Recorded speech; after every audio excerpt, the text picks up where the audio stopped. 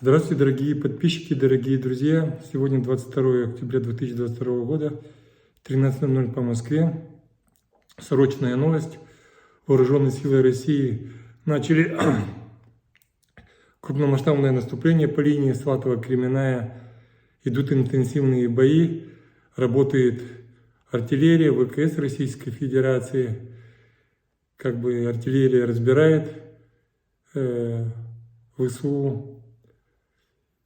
Так как меня друзья забанили на неделю за пророссийскую позицию, предлагаю всем подписаться на мой телеграм.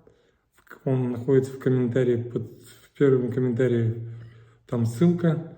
Переходите, там больше видео, информации, более правдивой информации. И ждем надеюсь, что наступают хорошие времена. И ждем.